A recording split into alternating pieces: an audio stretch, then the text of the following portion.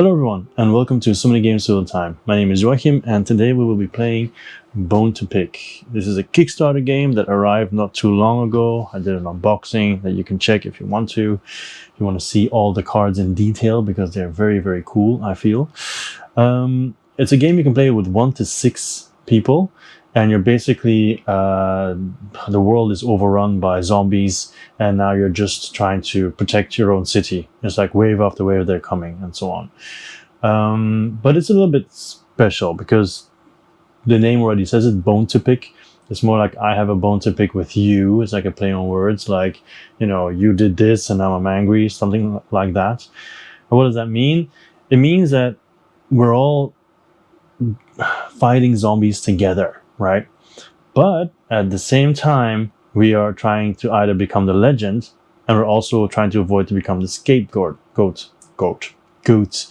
What does that mean? Well, we're all going to be attacking the zombies, and if all of us play a weapon card, these ones over here, you'll see more about them later. All of us play a weapon card, and whoever plays the highest value and we manage to kill the zombie, they get to keep the zombie. And at the end of the game, all those zombies will give victory points. At the end of the game, you add your victory points plus the weapons that you still have, and whoever has the highest amount wins. But that only happens if we win. If the zombies destroy Haven, our city, then we count up, and whoever has the highest weapon card, not the treasures, whoever has the highest weapon card, they become the scapegoat because they didn't try hard enough to kill the zombies. So you're basically trying to kill these zombies, but not trying to use your highest cards because they're victory points, right? They're valuable. But you're trying to kill the zombies anyway because you want to get those zombies because they might also be valuable. But that is all the multiplayer game, okay? The solo game plays very differently. And okay, I could have just done this whole explanation at the end, but the solo game plays very differently because in the multiplayer game, everybody has a deck of a bunch of weapon cards, right? Everybody has the same. But here in the solo game, you take those 6 decks, which plays 1 to 6 players. You take one stack of 3 of them, one stack of 3 of them. You shuffle them each separately and then put them on top of each other. And you have the 2 weapons decks. And then you flip 3 cards over. So for example, 0, which is not a good start, 10, catapult, and then a crossbow. Oh, that took a while. Crossbow, yeah. And then here, you can see this is the green deck. So there's 2 other colors in here, but they'll only come out when all the green cards come out. Then here we have yellow with a crossbow as well, 6. And then a blunderbuss, I guess, or just a rifle. And then a rapier. So those are my weapons. Now, how does this game work? It's very, very simple. We flip over the first zombie, this guy. And then, because we're playing the solo game, we will only look at the top value. So if you play a multiplayer game, you're going to look at how many people are playing, and that is the health of the zombie. So in this case, this one would give you 6 victory points in the game. Multiplayer, solo game, doesn't matter whatsoever. He has 9 life. So what do I have to do in the solo game? I have to choose 1 card from here and 1 card from here, and then try to kill him. Okay. If I don't kill him, he will stay here, and then he'll do 1 damage to Haven. And you can see 4 damage is the limit. If the zombies manage to kill me and have 4 damage here, because some of them have 2 hearts, if they manage to kill me, then I will just count all the zombies that are still here and compare it with the list that you see here. You see it here.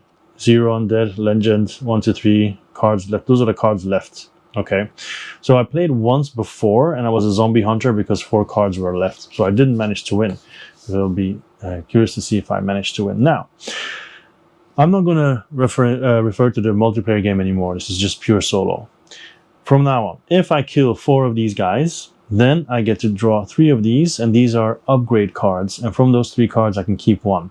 So I'll get an extra weapon here. I'll put them here, but I can also choose from.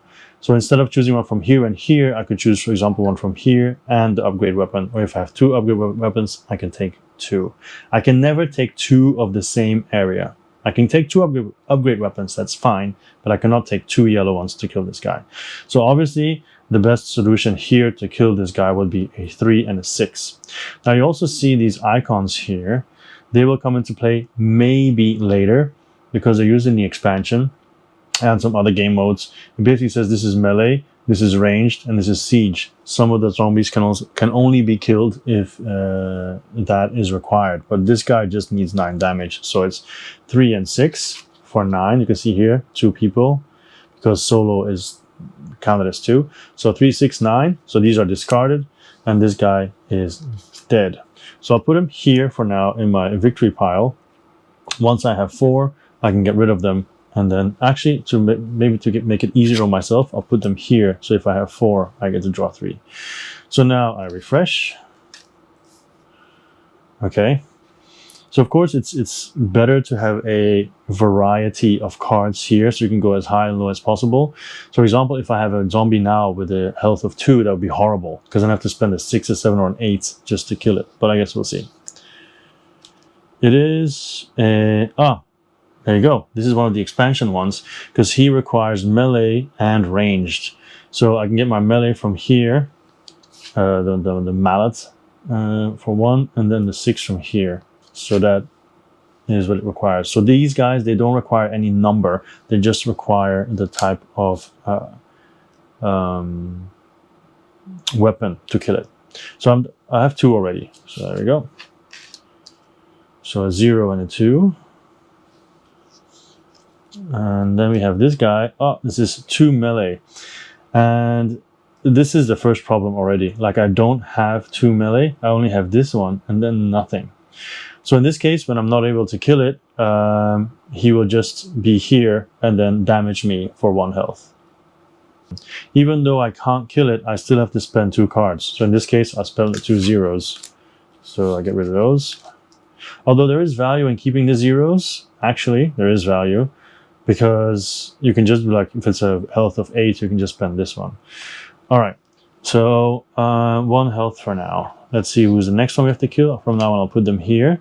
This one just has 2 health. So like I said, there is value in keeping the zeros, because now I could have just killed him. But so I have to use a 2, and I'll use the 7 then, I guess, to kill him. Her, I guess. Who knows? So that's 3 down. I almost get an upgrade. Oh, 00 is back. There we go. All right, this purple one is an elite.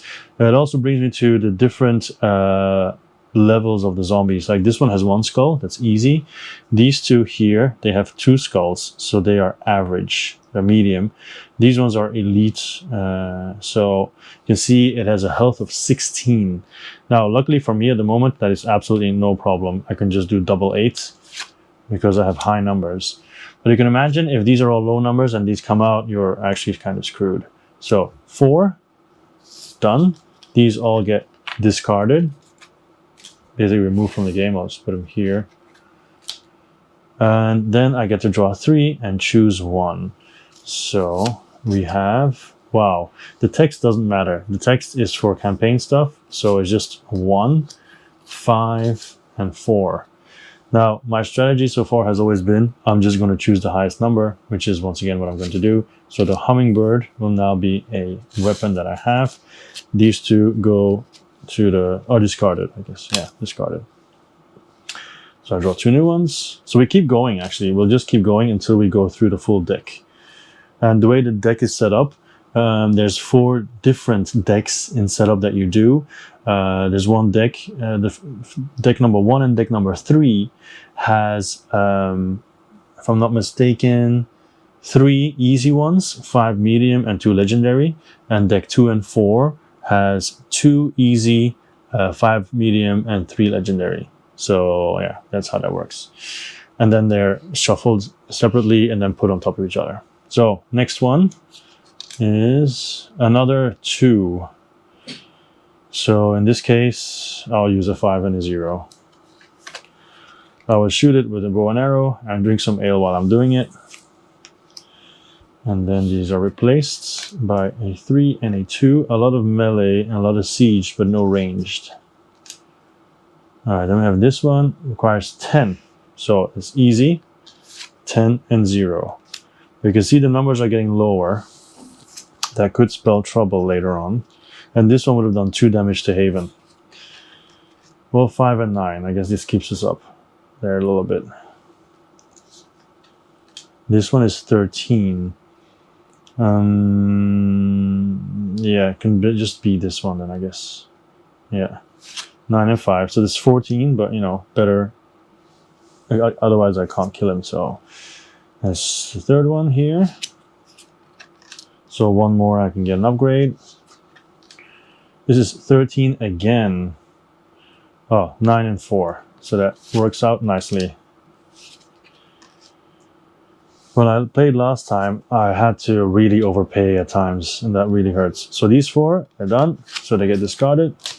Let's look at the next 3 that we have. A 6 Night Silk, a 1, just like a, what is this even? Just a pole, and a Bleak. So I'm gonna get Bleak here, an 8 and a 5. And I'm always just choosing the highest one. I think that's the best option in this case. If you disagree, do let me know in the comments. All right, next one. Let's see. Another Elite, 12 this time, and that works out nicely again. 10 and 2. Okay. It's always nice to be able to get those Elites out of the way. Oh, but here's another one. And this has specific... Oh, and 2 new colors. This is specific requirements. So one has to be Siege and one has to be a star.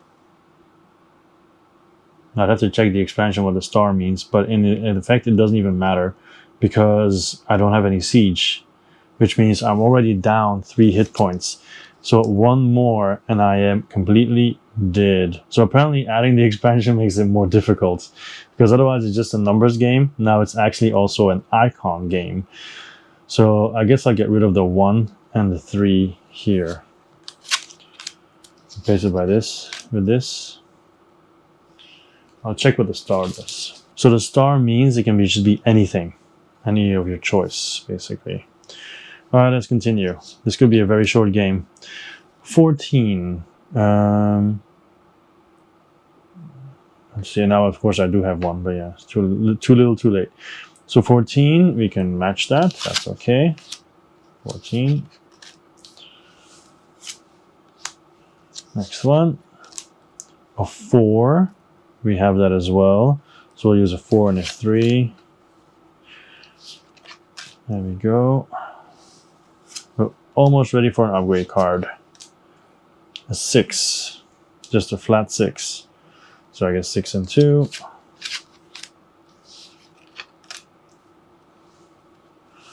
And there's an upgrade card. Yay, let's see what we get this time.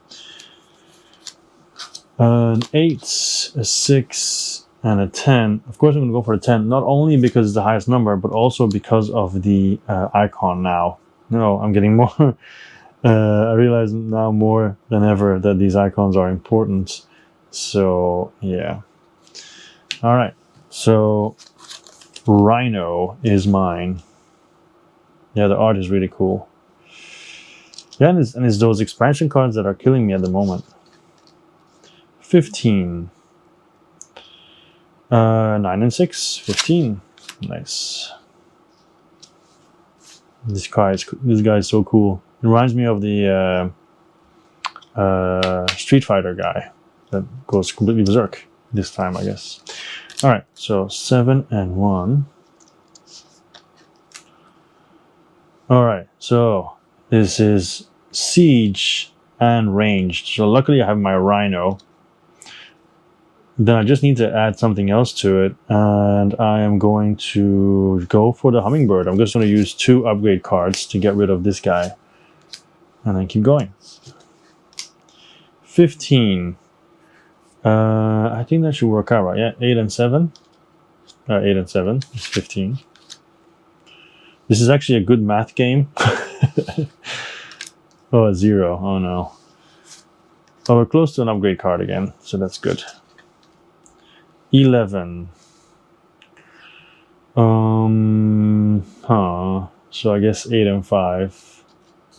Yeah. So it's actually 13, so not that good of a deal. But we get another upgrade card, so that's cool. So let's see. We have everything at the moment. We have Siege, we have Ranged, we have Melee, so at this point it doesn't really matter. 2, 7, and 5. So I have the Grave Digger, Bring forth your cannons, and all for one. Of course, bring forth your cannons will be chosen. There we go.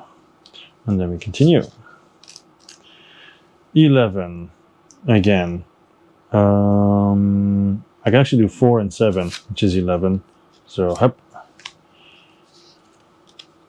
And it is possible, right? And right now, these decks are no longer even. That is perfectly possible.